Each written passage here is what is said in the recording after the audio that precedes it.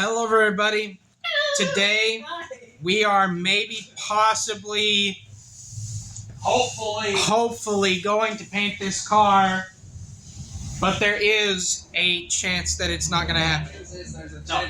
But we don't want that to happen, so we're going to try to get it painted. I had a really good turkey sandwich for breakfast. Hey, I'm feeling great. there's Cloudy with a chance of meatballs. That was funnier in my head. No, I have no idea what you guys are talking about. You started it. You said there's a chance we might, maybe, and I'm thinking there's a chance it could be Cloudy with a chance of meatballs. That There's is a chance of meatballs. That is way stretching it. There's a non-zero chance that something meatball related will happen today. Okay. Anyway, we're getting ready to paint the car. The thing is we want to give you this tip. Today, we want you to hang out with us. We're going to talk about painting the car, and we're going to talk about other things. Because we actually have a conversation that we want to have. We would like for you to join in. We would like for you to leave a comment. But first, we're going to talk about this 1984 El Camino that we've been working on. The thing about it is when you're getting ready to paint a car, you just keep looking for flaws. Hey guys, can y'all talk to the people? A Penske truck just pulled up. I got to walk outside and see what's up. Okay. Yeah. So what we're doing right now is we are hyper analyzing the truck. We are looking for flaws. Because the thing is, we've done body work on every single panel on this car. So we're going through it. We're trying to make sure we don't leave any pinholes. Make sure we don't leave any scratches from when we did body work. I got my push rods. Amazing. No, but a big problem you'll run into. I got my push rods. A big problem you'll run into when you first start is that you will hate seeing mistakes this late in the process because you will think, oh man, what a setback. The problem is that it's not a setback. You just weren't as ready as you thought you were in the first place. The setback is when you put paint and clear over said mistake. Exactly. So if you're at this stage and you see a spot that needs a little Bondo on it. Oh, this is not push rods. Uh-oh. This is Teletubbies. a new screwdriver. Oh. Okay, here's the deal. Matco, I want to tag. We're going to have hashtag Matco. Our Matco, we bought a lot of tools. I mean, a lot of tools off the Matco truck, and then our Matco driver disappeared. So I just called Matco. I'm like, hey, Matco, I got these tools that are broken, and they what do I do? So Matco actually wanted the part number off of them, right? We gave them the part number, and they just started sending tools, man. You know the little hooks that got bent? Oh my goodness. Brand new. Now see this one, the other one, It's like Christmas moment. the tip didn't break. I was actually using it to jump a deal in electricity, and I fried the end off of it. Oh my goodness. So that was my bad. This is straight. I bet that is my wife drove up. This is a brand new sharp knife. Nah.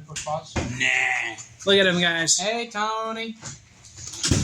Hey, beautiful. You want to come say Beautiful hi to and the new. people? We're recording. Okay, y'all keep talking to people so they don't lose interest. Please don't lose interest. Stay back. Keep sit. Anyway, so here's the thing. When you're about to paint a car, while you're masking it, you've got to check every single panel you plan on painting. And in our case, we are planning on painting every single panel on the car. And we've also done body work to every single panel on the car. So What I was saying earlier, if you see a spot that needs Bondo, you go ahead and put Bondo on it, because you can spray a bit. You can like sand everything while it's masked. Spray a bit of primer, and then just paint that. Like I think the new OEM standard is to prime and then spray directly over the primer before it fully flashes. So if you see a part that needs filler this far in, just put filler on it. do not ignore it. Do not ignore it, and don't try your best to fix it without filler. Because you can't. You can't. So You cannot. If you have to use filler to fix it, You have to use filler. Yeah, but that's also why we use the filler we use, which is an ultra fine filler. Do not use Walmart Bondo brand. Bondo brand does not have any flexibility to it. Nope. But I also want to talk about what we're doing here on these stripes. We're going to put SS stripes on the hood, as you can tell. And we're going to put SS stripes on the hood. So I laid down some silver. Actually use what is Autobahn called Galaxy Silver because it's a really high impact, bright, almost chrome. And then what we do is I laid that down, and then I laid down these stripes. Now SS stripes on the Chevrolet are supposed to have a stripe with a 1/4 inch gap and then a 1/4 inch stripe. But what we're going to do is I got a vision in my head about a white car, silver pearl, with silver stripes. But instead of having a 1/4 inch outline, I'm going to come out here and I'm going to lay down a vinyl silver stripe that's less than a 1/4, and then I'm going to put a 1/8 bright red, like a bright red outline in it. So that's why there's not a 1/4 inch divider on here like stripes normally get.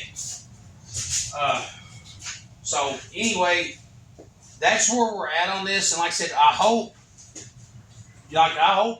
within the hour to be painting this, and we'll maybe do a part 2 on the video if y'all would like to watch the process of how we paint. I'm going to be cleaning my timing chain cover for my 351, and which one of y'all's going to paint this? Probably me. All right. He can reach all the stuff. Yeah. Not that I don't like painting, but Right. Well, the deal is, we it's got it jacked up in the air. I am better. We got it jacked up in the air because a lot of times, if you'll notice, a lot of people paint a car, they miss the bottom of the rockers. We don't want to miss the bottom of the rockers. So that's why we got the car jacked up in the air. Yep. Okay, Also because it makes it look cool. one of the things we were talking about earlier, and it was kind of funny because we were talking about, have you ever known people that if you try to say something, the first 2 words out of their mouth are "me too"? Me too. Yeah, it doesn't matter what you say or do. I'm a CASA advocate. I'm going to go ahead and drop this bomb because if this person happens to be watching, I'm okay with that. But I'm a CASA. My wife and I are CASA advocates, right? There's a lady in our CASA group that it doesn't matter. Like one time we were playing a game. We were actually in court listening to them talk about court cases, and I was playing the I game where I would put my finger down. I would do this on my lap, and I got on my lap, and every time she would say the word I would put a finger down. And I was actually caught myself going like she says the word I more than any person I've ever heard. Right. And it was like, so finally, How do I make this about me? yeah, everything is constantly, continuously about her, right? Right. And it's like being aware of somebody doing something that irritates you. Okay. And like we said, how many people are 7.7 billion people on the planet? 7.8. 7.8. The only person I can directly affect is me. The only person I can directly change is me. So if you see somebody doing something that just really irritates you, you're not going to change that person. But what you can do is you can say, hey man, do I also have this annoying trait? Right. Am I also a Me Too person? What do you guys think? I don't know. Because like the thing is, I try to avoid being a me, you know, oh, me too, but like also, like whenever anyone talks about something, if it's in a more casual kind of way, then I'll try to do like, oh yeah, I know, like one time, and then I'll like explain something similar that happened to me, and it's not to steal the spotlight, it's for the, I don't know, just kind of a way of me saying like, yeah, I understand what that's like. Like Yeah. like you can talk to me about it type of thing. Yeah, not trying to steal. Not trying to But just steal letting the. you know that I do understand where you're coming from. Yeah, it's like, oh, I get that. And I feel like a lot of times that can come off as Me Too behavior. I understand that it can. Man, okay. I'm gonna. Yes, I'm gonna share something. I'm gonna get really deep for a second into something that happened. Like this is not a happy story. Oh. But and I hope somebody's watching this. I really do. But when you kids were being born, in between Samuel and Charity, there was a little boy named Daniel. Daniel was stillborn. And this is one thing I got into because we were going to have a funeral for Daniel, but the way the law's written, it would have wound up costing me tons of money to bury my own son, right? So instead of paying thousands of dollars to bury my own son, we just spoke for a burial plot up at the church, and we went out. A buddy of mine made a little casket, and a guy that owned a woodworking place made a little casket, and me and you boys went out there and with a shovel dug the grave, right? Right. I remember that. Okay, yeah. Anyway, that was a not pleasant thing, right? Right. Now, I would, and here's one thing about, and I'm going to give y'all a word of advice, man. If you know somebody that suffers a miscarriage, man, pray for them, let them know you love them, but shut up. Don't go say a whole bunch of stupid crap like, well, maybe it's, maybe they would have been born with we have people saying stupid stuff. Now, my thing is I understand nobody would be mean on purpose, but I'm not the kind of person that can let things go. I'm just not. Because people would say, well, maybe, they were going to be born with a disease and God knew it was better to just take them home now, right? Yeah, right. That's nice. And I said to a couple people, man, if you found out that your teenager is going to get cancer as an adult, would you just think it's okay for God to go ahead and take them right now? No. What? Well, no, that's my kid. Yep, exactly. And I would tell, and people would get mad at me, and I'd like, look, man, you're the one that said something stupid first, right? Right. But anyway, I need something to stand but on. saying that, the only reason I brought that up is I knew people that would go through miscarriages, and I know the last thing they wanted to hear when somebody's going through a world of pain, the last thing they want is to hear you say, me too, right? Right. So I usually just kept my mouth shut and just prayed for people, man. And I would tell people, I understand what you're going through. There's no pain like that. I'll pray for you. And that's where I left it. Okay, well, one day, there was this young couple at church, and she was she went full term, right? And she gave birth to a stillborn baby boy at 9 months. That's tragic. It was tragic. And what was really weird was the father was sitting there trying to make sense of this. So he was like, man, I know God's in control. I know God's in control. And people were coming telling him God's in control. God's in control. And he was like, man, I know God's in control. And you could tell he really put on a very brave face, right? We walked into the hospital room and everybody's just in there like everything's great. The little girl, the 19-year-old girl, was you could tell what just happened was written on her face, right? Right.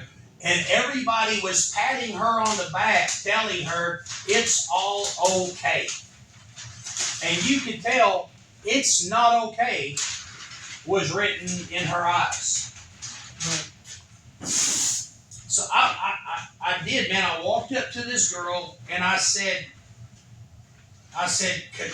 man, and it was, I did not do a me too. There was not a me too, right? Right. But what I did was I explained to her that this happened to us, right? Mm-hmm. And I said, this happened to us. And I want you to know that everybody's going to be telling you it's okay. And deep down inside, you're not okay. And I said, it's okay to be not okay. Don't let people tell you how you have to feel. You know? And I said, you're going to be mad at God. It's okay.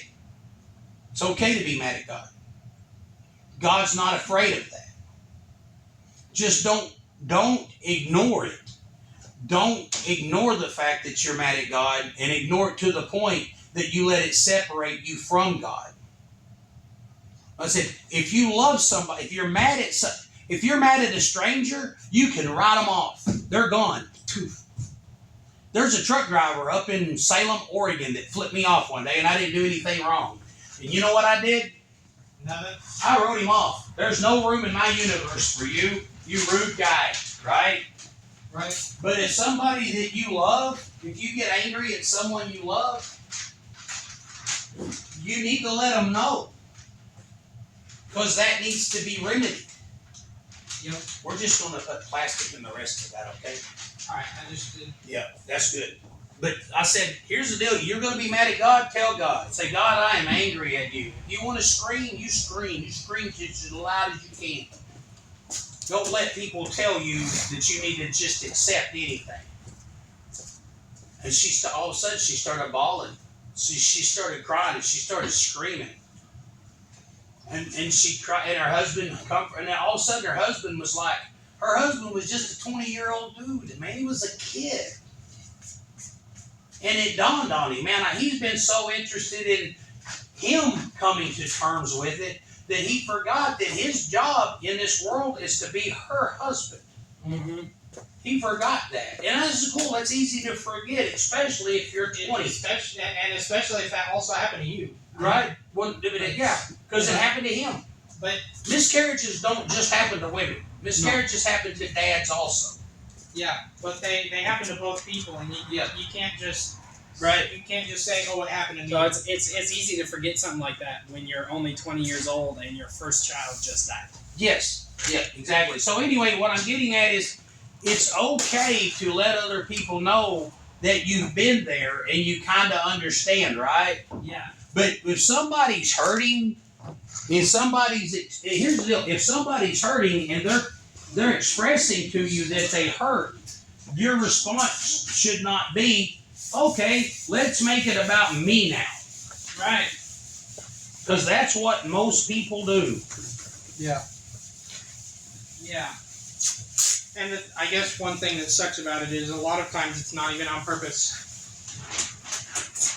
Well, you have to on purpose not make it about yourself. yeah. Well, the deal is, and here's the thing: everybody gets mad at people that think that they are the center of the universe. But physics teaches us that the difference between a line and a ray is a ray goes forever in one direction, a line goes forever in both directions. But if you draw that line, you're at the center. See, eternity goes both directions from me. Eternity goes both directions from you. So us being at the center of our own universe it's just physics, man. Perfect Yeah. sense. It makes perfect sense. But it also blinds us to the fact that everyone else is there too. Yeah, it blinds us to the fact that other people hurt. That's one thing I think the Bible teaches us is the fact that eternity goes forever from me. I need to be able to put myself in your shoes, right? I need to get out of my universe and go step into your universe. And then all of a sudden, in order for me to step into your universe, I have to first acknowledge the fact that I'm not at the center of your universe. Yep. But what we do is we walk into somebody else's universe and start making it about us, and it's not ours. So, that's one of the things Me Too people have a hard time seeing things from other people's point of view. Yep.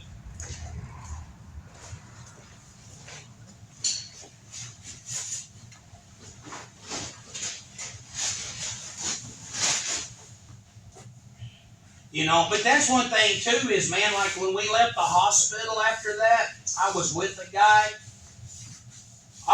guy who can't help but talk.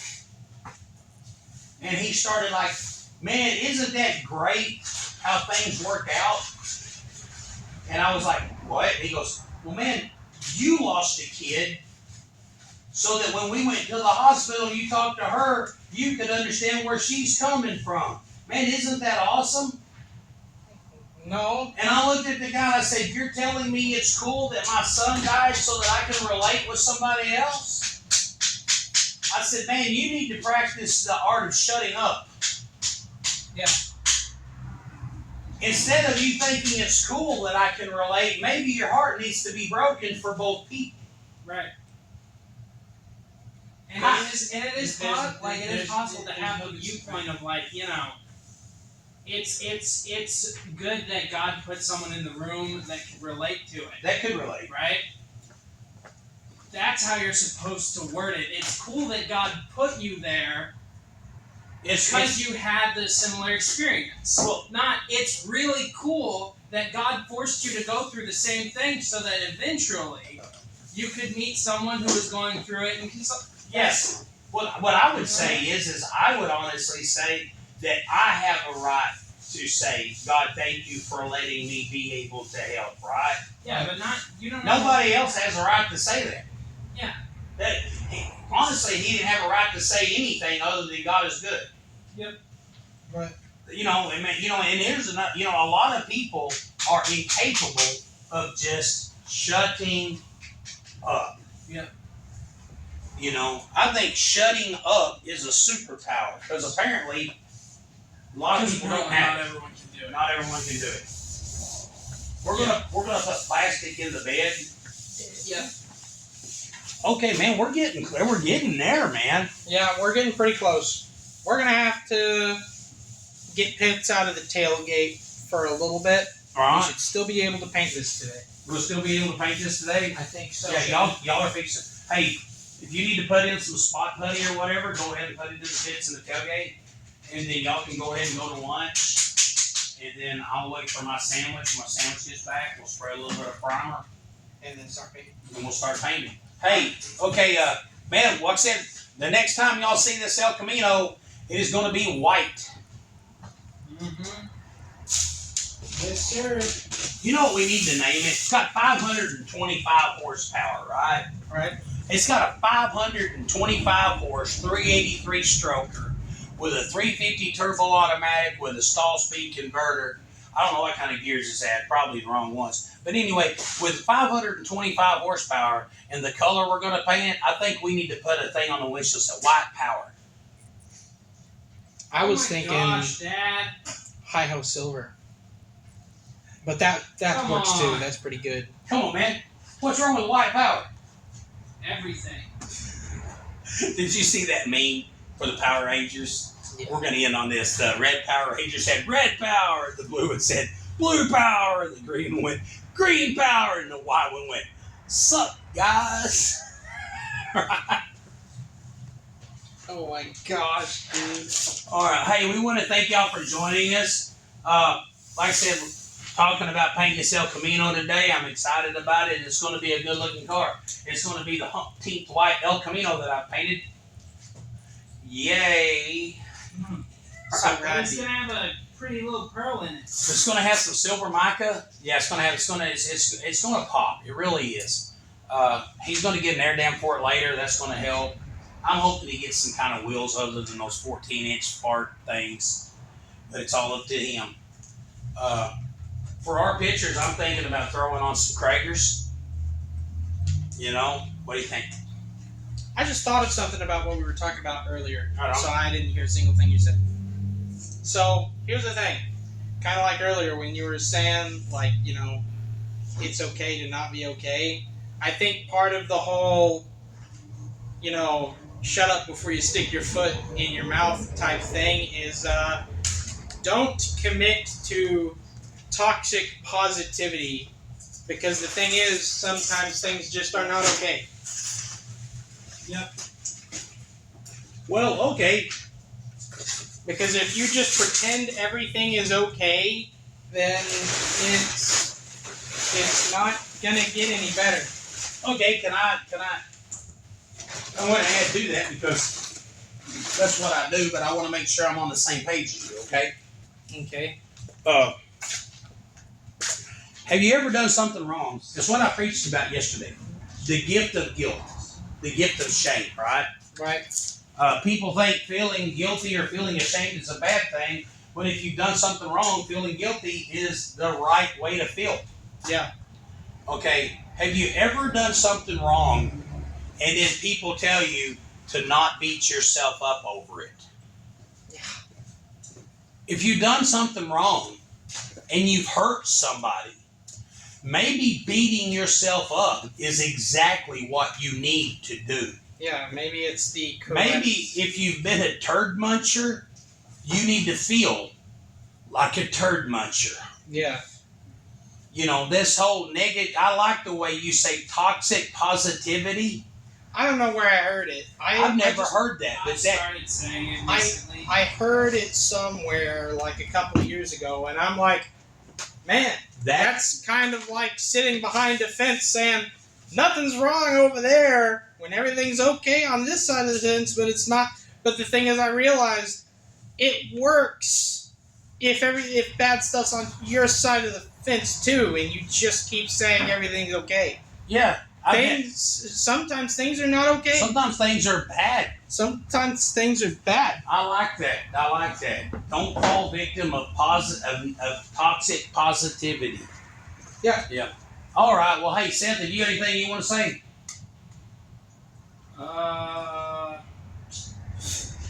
Don't drink Monster Energy. Hey, hold on. Hey, wait a minute. Today we're treating ourselves to monsters.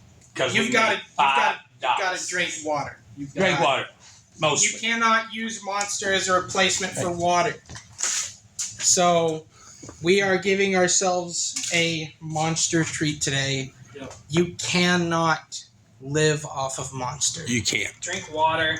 Drink water. Eat proteins. Read your Bible. Read your Bible. So Bread is not a health food.